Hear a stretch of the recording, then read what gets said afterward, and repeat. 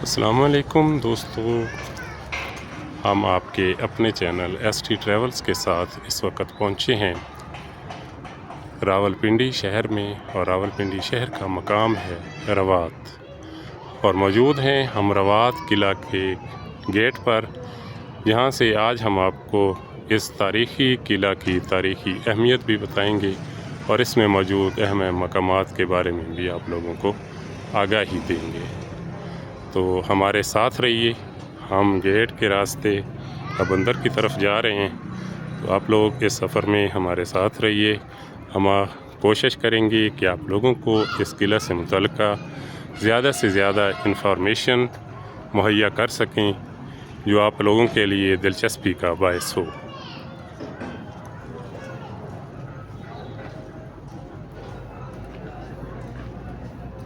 آپ کے سامنے یہ لکڑی سے بنا قدیمی گیٹ،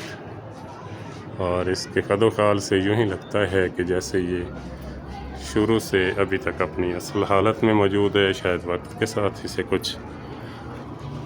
دوبارہ سے سنوارا گیا ہو۔ یہ چوبداری راستے جو ہمیشہ ہر قلعے میں مضبوط دیواروں کے ساتھ موجود ہوتے ہیں، کیونکہ یہ قلعے حفاظت کے لیے بنائے جاتے تھے، اس لیے آپ ان کی بناوٹ کے حساب سے دیکھ سکتے ہیں۔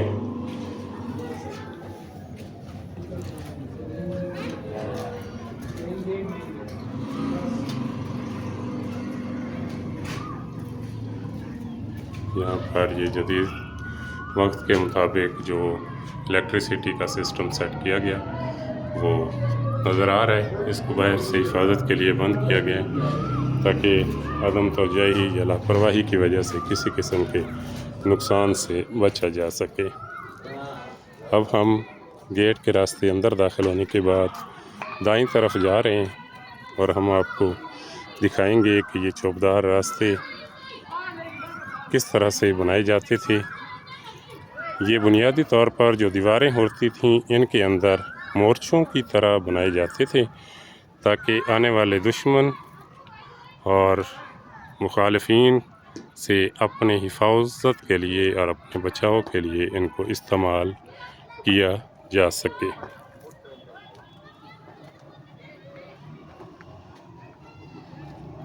یہاں پر یقینی طور پر آپ یہ اوپر دیکھ سکتے ہیں کہ اس کی چوڑائی کتنی زیادہ ہے، اور یہاں پر اپنے سپاہیوں کو بٹھا کر اس کی حفاظت کا بندوبست کیا جاتا تھا۔ جہاں تک اس قلعہ کی تاریخ کا تعلق ہے، اس کے بارے میں ہم اپنے دوستوں کو بتاتے چلیں کہ اس قلعہ کی تاریخ کے بارے میں دو روایات موجود ہیں۔ پہلی روایت یہ ہے کہ سلطان محمود غزنوی کے بیٹے نے جب یہاں اس علاقے پر چڑھائی کی تو یہاں کے مقامی گکھڑ خاندان نے ان کا مقابلہ کیا، اور ان کے بیٹے کو پہلے گرفتار کیا گیا، اور گرفتار کرنے کے بعد انہیں قتل کر دیا گیا۔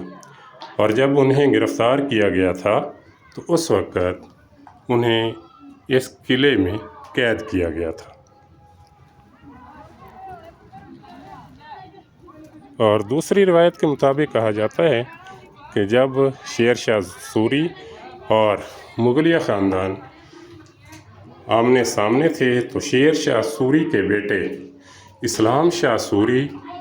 اور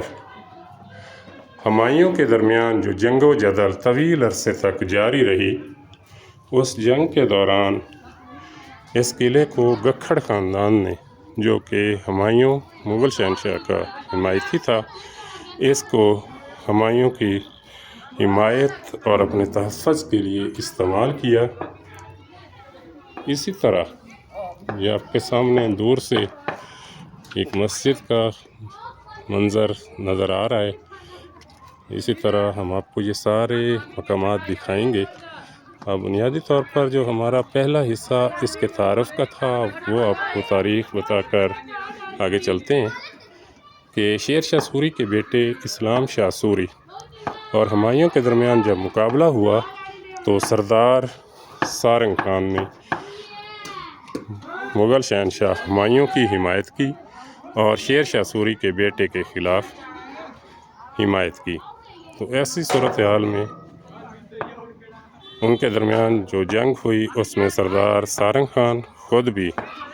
قتل ہوا اور اس کے ساتھ اس کے 16 بیٹے بھی قتل کر دیے گئے، جن کی قبور اسی قلعے کے اندر موجود ہیں۔ اور بعد میں مختلف خاندان، خاص طور پر گکھڑ خاندان جو کہ اس علاقے کا ایک معروف سردار خاندان تھا، اس نے یہاں پر افغانستان سے آنے والے جو حملہ آور ہوتے تھے ان سے بچاؤ کے لیے اس قلعے کا استعمال کیا جاتا رہا۔ تو